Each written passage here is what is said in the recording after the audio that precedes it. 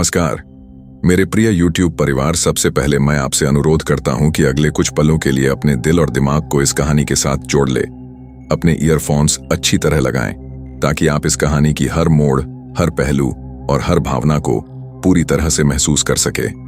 अगर आप चैनल पर नए हैं तो सब्सक्राइब और लाइक करें वीडियो को। चलिए शुरू करते हैं इस दिलचस्प कहानी को। रात के तीसरे पहर में आसमान पर लालिमा छाई हुई थी।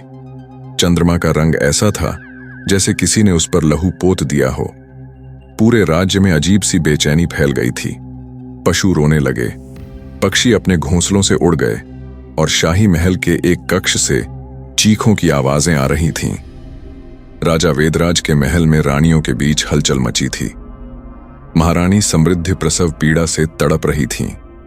बाहर बारिश की बूंदों के साथ बिजली बार बार कड़क रही थी, जैसे कोई शक्ति इस जन्म को रोकना चाह रही हो। आखिरकार एक तीखी चीख के साथ बच्ची का जन्म हुआ, परंतु किसी ने खुशियां नहीं मनाई। उस बच्ची की आंखें खुली तो सीधी चांद की तरफ देखती रहीं और उसके देखते ही चांद की रोशनी बुझ गई। उसी क्षण महल के सभी दीपक अपने आप बुझ गए। एक डरावनी खामोशी छा गई। इस बच्ची में कुछ अलग है, दाई ने कांपते स्वर में कहा। राजा वेदराज ने बच्ची को उठाया और देखा। उसकी आंखों में गहराई थी, मानो सदियों की कोई पीड़ा छिपी हो। उसका नाम रखा गया रूहसरा, जिसका अर्थ था आत्मा की रात। राजमहल से कई योजन दूर उत्तर की ओर घने वन और ठंडी हवाओं से घिरा था एक गुप्त महल, जिसे प्रजा विरक्त महल के नाम से जानती थी।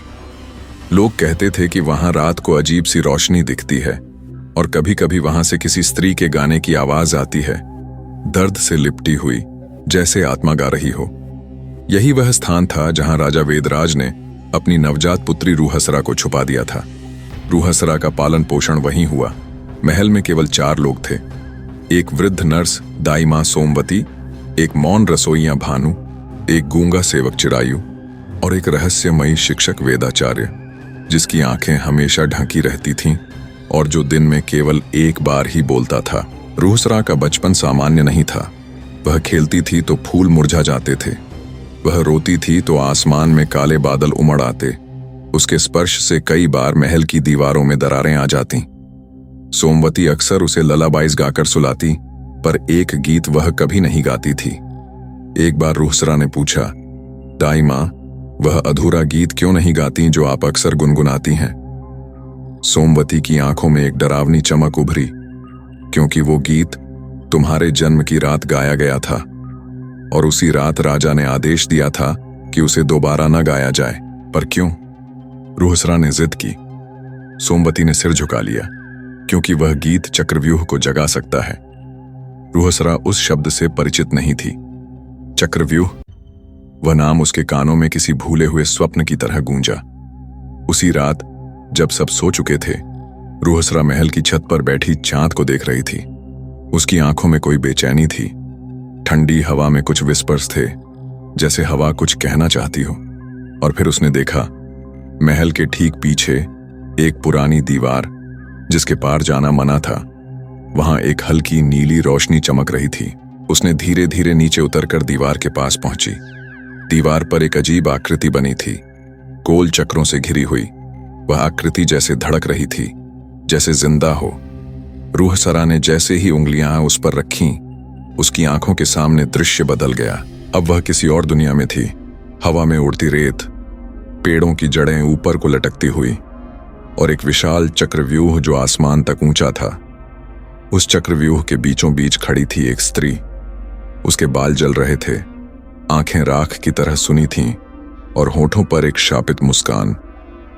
रूहसरा, उसने धीमे से पुकारा, तुम्हारा समय निकट है। चक्रव्यूह जाग रहा है और तुम्हें याद करना होगा वह गीत जो तुम्हारे भीतर छिपा है। रूहसरा डर के मारे चीख पड़ी और उसकी आंखें खुल गईं। महल में कुछ बदल चुका था। वेदाचार्य ने उसे सुबह पहली बार अपनी आंखें दिखाईं। वो आंखें नहीं थीं, वो गहराइयां थीं, शून्य में झांकती हुई। उन्होंने कहा, अब वह समय आ गया है राजकुमारी, जब तुम अपने ही अस्तित्व से मिलोगी। यह महल अब तुम्हें रोक नहीं सकता। चक्रव्यूह जाग गया है और तुम्हें अपना पहला कदम उठाना होगा। रूहसरा कुछ नहीं बोली। उसके भीतर डर भी था, जिज्ञासा भी और एक अजीब आकर्षण भी, जैसे कोई उसे पुकार रहा हो। उस रात जब सब सो गए थे, रूहसरा ने अपना रेशमी लिबास उतारा, साधारण पोशाक पहनी और चुपचाप महल से बाहर निकल गई। पहली बार अपने जीवन में जंगल की ओर बढ़ती उस किशोरी की चाल में भय नहीं बल्कि भाग्य की गूंज थी, क्योंकि उसने फैसला कर लिया था वह खुद जानेगी कि वह कौन है और क्या है वह चक्रव्यूह जो सपनों में उसकी आत्मा को निगलने आता है। जैसे ही रूहसरा ने विरक्त महल के दरवाजे के पार कदम रखा, चारों ओर की हवा बदल गई। यह वही जंगल था जिसे वह महल की खिड़कियों से देखती आई थी, पर आज पहली बार वह उसे छू रही थी, महसूस कर रही थी, और शायद जंगल भी उसे पहचान रहा था। हर पेड़ की शाखा जैसे उसे छूकर कुछ कह रही थी, जैसे इस घने वन ने उसकी प्रतीक्षा वर्षों से की हो। आसमान बादलों से ढंका था, पर कभी कभी चांद की झलक जमीन पर उसकी परछाई उकेर देती थी। चारों ओर रात का सन्नाटा था और उसी सन्नाटे में छिपी थी जंगल की जानी पहचानी पर अदृश्य दुनिया। रूहसरा एक झाड़ी पार कर रही थी, तभी सामने झिलमिलाती हुई लाल आंखें दिखाई दीं। एक जंगली भेड़िया, उसके होंठों से झाग टपक रहा था, पांव जमीन पर पंजे गाड़े हुए, आंखें तेज। रूहसरा ठिठक गई, डर से नहीं बल्कि किसी पुराने बोध से। भेड़िया धीरे धीरे उसके पास आया, पर हमला नहीं किया। उसने सिर झुकाया और एक कराहती सी आवाज में बोला, अंततः रूह जागी। रूहसरा चौंक गई। तुमने बात की? भेड़िया बोला, हम जंगलवासी तेरी राह देख रहे थे रूहसरा। तू ही है जो शिला को जगा सकती है, शिवमूर्ति को। शिवमूर्ति? कौन? रूहसरा ने पूछा। भेड़िया धीरे धीरे चला और रूहसरा उसके पीछे चलने लगी।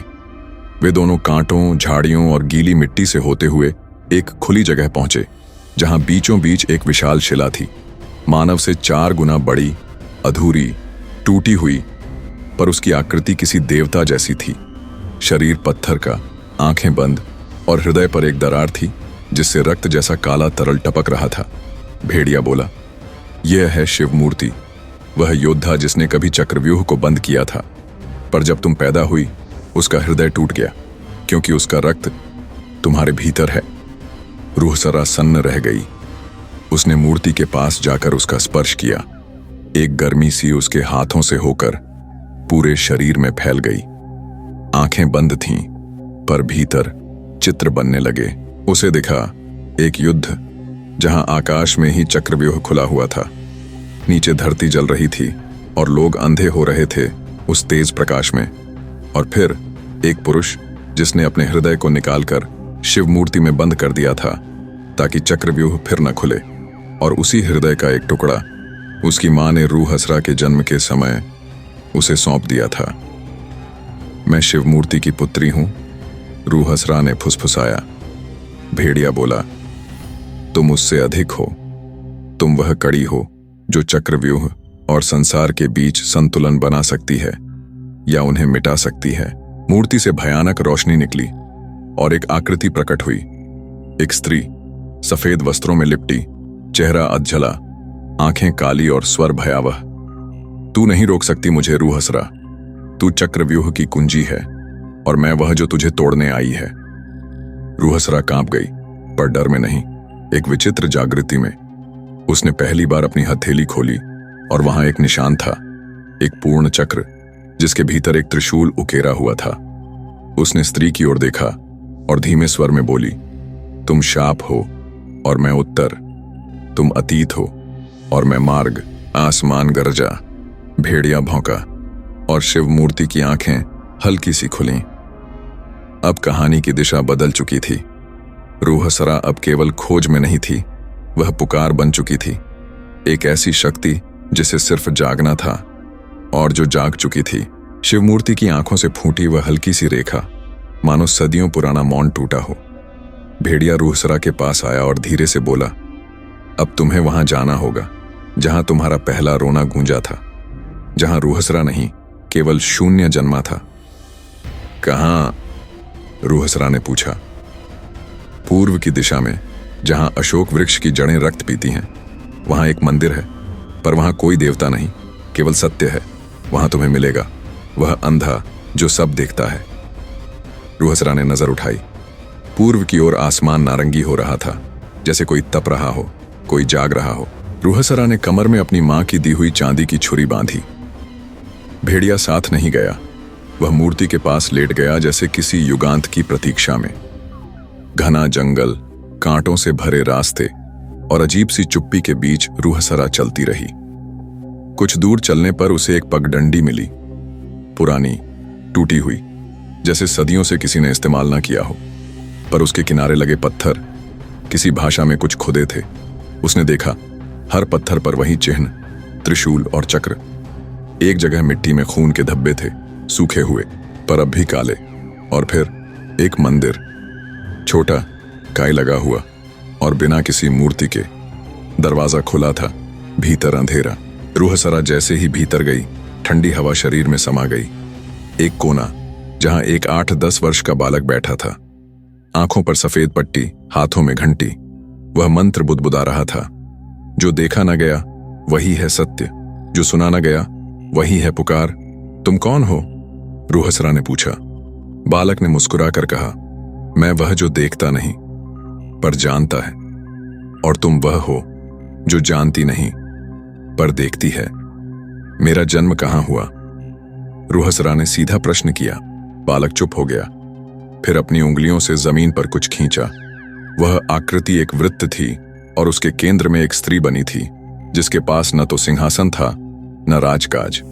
बालक बोला, तुम रानी की बेटी नहीं हो, तुम एक श्रापित स्त्री की संतान हो, जिसे महल में छिपाकर रानी ने पाला ताकि चक्रव्यूह की कुंजी हाथ से न जाए। मेरा असली नाम। रूहसरा की आंखें फैल गईं। तुम्हारा नाम रूहसरा नहीं, आभ्रा है, जिसका अर्थ है वह जो प्रकाश और अंधकार दोनों से जन्मी है। तुम्हारा पिता शिव मूर्ति नहीं, बल्कि एक वह था जिसे देवताओं ने पत्थर बना दिया था, क्योंकि उसने एक राक्षसी से प्रेम किया। रूहसरा, अब आभ्रा कांप गई। उसके भीतर कुछ हिला, जैसे रक्त गर्म हो रहा हो, जैसे कोई पुरानी नींद टूट रही हो।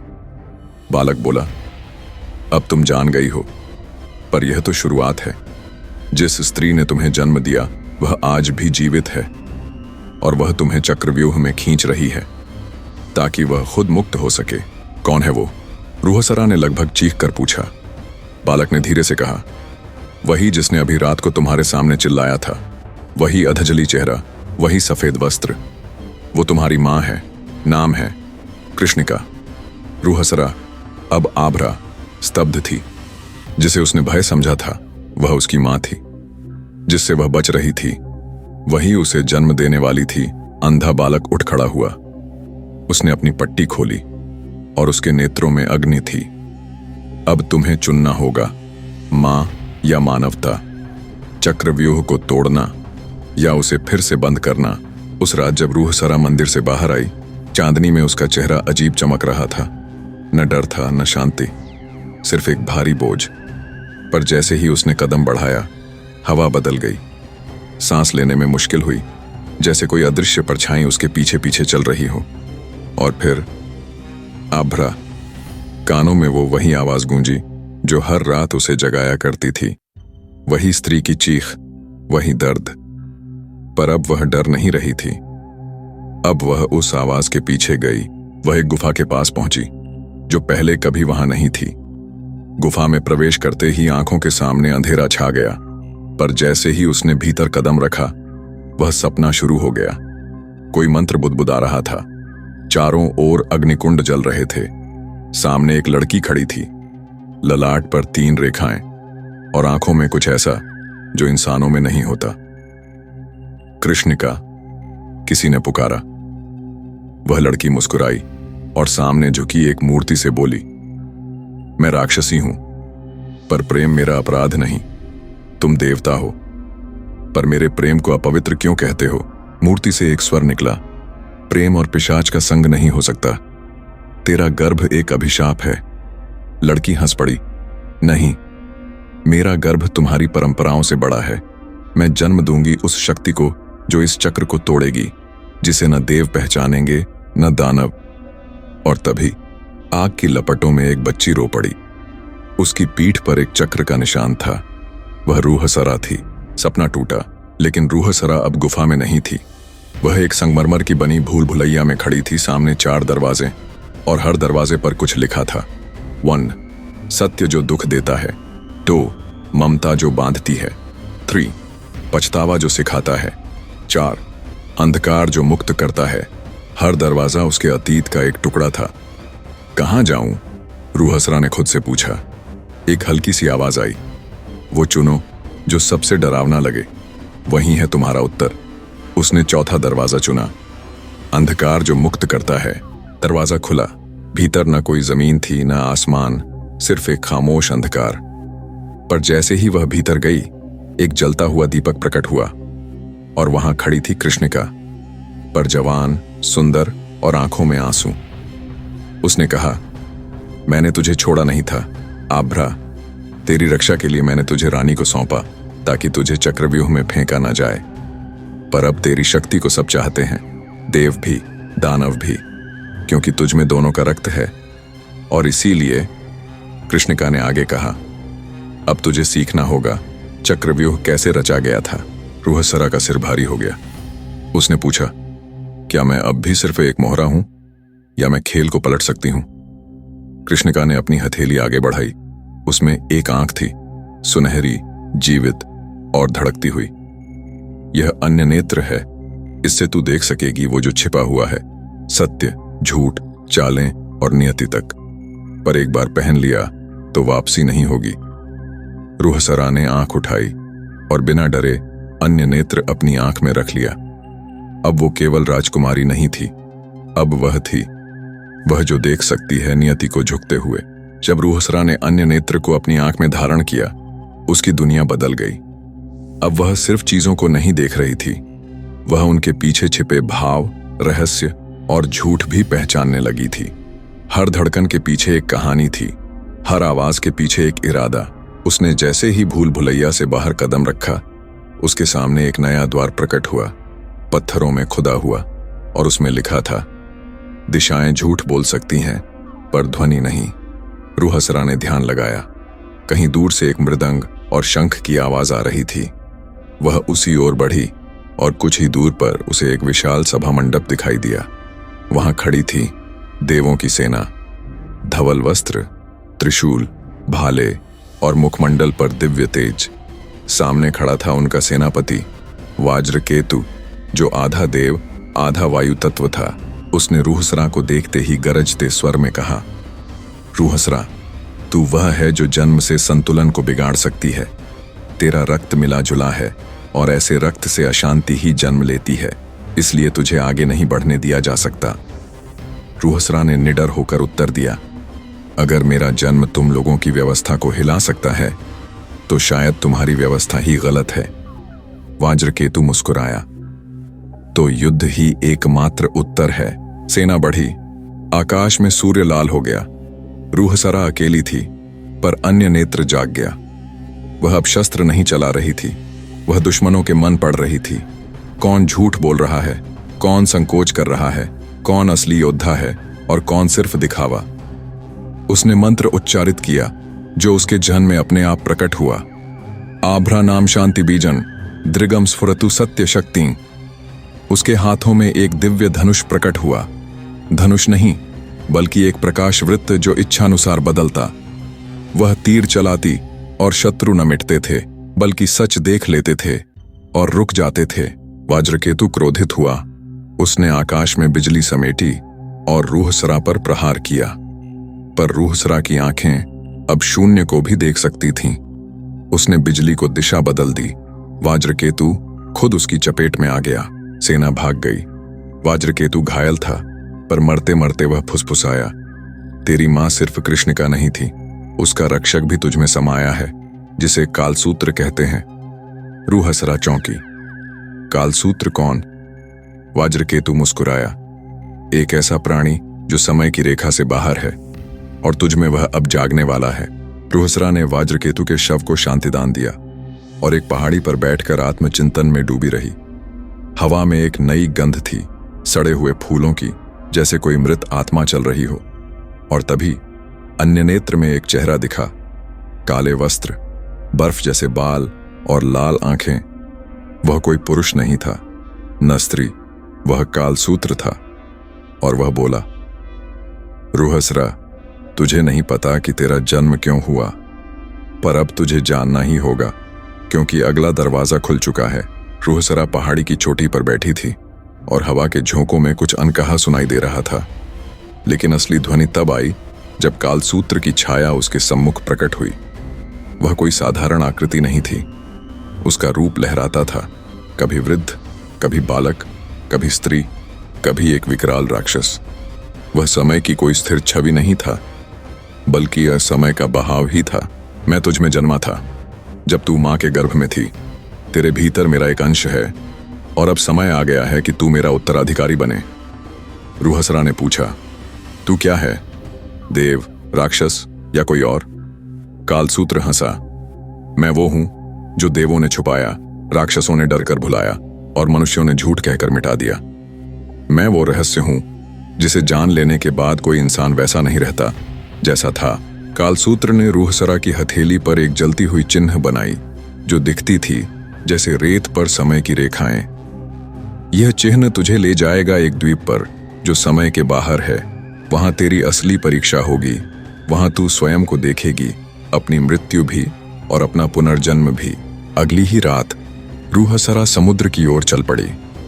तीसरे दिन उसने देखा एक द्वीप जिसे कोई नाविक देख ही नहीं सकता था, क्योंकि वह काल रेखा से परे था। वहां न सूरज था, न चांद, बस एक निरंतर नीली आभा, जैसे प्रकाश भी थम चुका हो। द्वीप पर पहुंचते ही रूहसरा को 3 द्वार दिखाई दिए, प्राचीन पत्थरों पर खुदे हुए संकेतों के साथ। 1, पहला द्वार, तू स्वयं को खो देगी। 2, दूसरा द्वार, तू समय को देखेगी जैसा वह है। 3, तीसरा द्वार, तू मृत्यु से मिलोगी और उससे आगे बढ़ेगी। जैसे ही उसने कदम रखा, वह सब भूलने लगी, अपना नाम, अपना उद्देश्य, यहां तक कि अपनी मां का चेहरा भी।